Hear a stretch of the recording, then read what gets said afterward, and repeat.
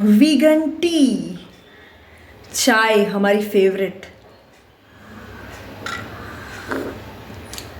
वाह, और वो भी वीगन। ओके, मैं एंजॉय करती हूँ और फिर आपसे बात करती हूँ। एक गरम चाय की प्याली हो, ये हम सबका नारा होता है ना। ज़्यादातर लोगों का सुबह सुबह चाय तो चाहिए, दिन में एक बार चाहिए, दो बार चाहिए। अरे चाय नहीं पीऊँ तो सिर पकड़ लेता है। चाय के बिना फुर्ती नहीं है, मतलब जोश नहीं आता।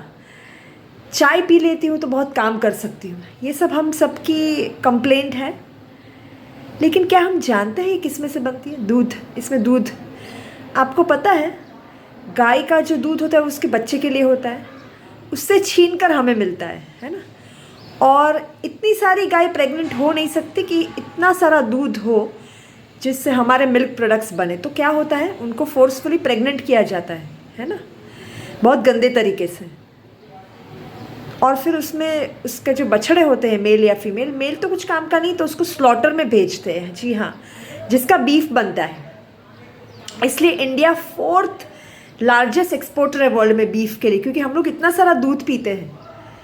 तो सोचिए, जैसे ही हम दूध पीते हैं हम बीफ को बढ़ावा देते हैं, और माँ और बच्चे को अलग करने का पाप लगता है, वो तो अलग, बच्चे को अलग ही कर दिया जाता है ताकि हम वो दूध ले सके। जो फीमेल है उसको तो रखते हैं ना, मेल को तो मारते हैं। फीमेल बछड़ा उसको भी दूर उसके पास रखते हैं सिर्फ दिखाने के लिए, बाकी उसको कचरा ही खिलाते हैं, उसका दूध हमें दे दिया जाता है। तो ये इतनी हिंसा है। एक तो उनको जहाँ रखते हैं तबेला, वो कितना गंदा होता है, एक ही जगह पर पड़े रहते हैं। वो 25 साल जीने के बदले 5 साल ही जीते हैं। क्या किसी को बांधना अच्छा है? क्या हम 1 मिनट के लिए भी बंध के रह सकते हैं? तो क्या ये सब दूध ज़रूरी है?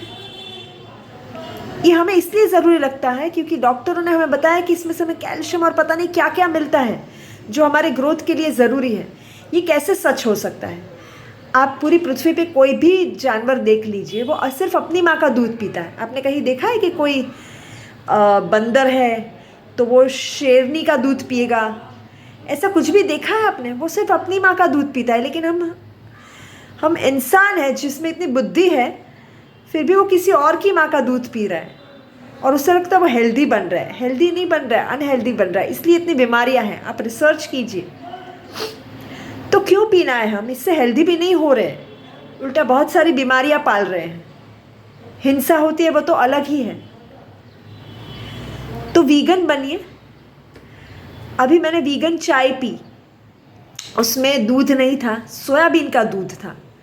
तो मुझे बहुत अच्छा लगा, क्योंकि मेरे लिए दूध छोड़ना थोड़ा मुश्किल, चाय छोड़ना थोड़ा मुश्किल हो रहा था, कितने सालों से पी रही हूँ। तो आप अगर ऐसे फटाक से छोड़ नहीं पा रहे तो आपके लिए वीगन ऑप्शंस भी हैं। लेकिन मैं ये कहूँगी, ये भी आप डिसकंटिन्यू करिए, क्योंकि हमें वही खाना है जो भगवान ने बनाया है। भगवान ने हमारे लिए फ्रूट्स बनाए हैं, तो वही हमारा सचमुच रियल खाना है। जब पृथ्वी या शुरू हुई थी तब पेड़ पे सिर्फ फल थे और वही खा रहे थे इंसान और हेल्दी रहते थे। भगवान ने वही बनाया था। वो तो बाद में इंसान को आग मिली, आग की डिस्कवरी हुई, तो उसने अपना ख़राब दिमाग चलाना शुरू किया। आग में कोई जानवर पड़ गया या कुछ खाना पड़ गया, कोई फल पड़ गया तो बहुत अच्छा लगने लगा, तो उसने बस पकाना शुरू कर दिया। अब पका हुआ खाना, क्या उसमें कोई न्यूट्रिशन बहुत कम बचता है, लेकिन उसकी भी हमें आदत है, एडिक्शन है, तो हम छोड़ नहीं पा रहे। तो उसको धीरे धीरे कम करना है, फ्रूट्स बढ़ाना है, जिससे हमारी फिटनेस इतनी अच्छी हो जाती है, जो मैंने खुद भी अनुभव किया है। मेरी बहुत ही अनहेल्दी लाइफ रहती थी, लेकिन बहुत फ़र्क लग रहा है मुझे। हाँ, मुझे वीगन चाय भी छोड़नी है, उसकी जगह मैं जूस पीऊँगी और फिर जूस छोड़ के फ्रूट खाऊँगी। आप भी कोशिश कीजिए, बहुत मिरेक्युलस है, बहुत चमत्कार होते हैं इसमें। मैंने देखे अपने चेंजेस अपने लाइफ में। तो आप भी कोशिश कीजिए, फ्रूट्स खाना शुरू कीजिए।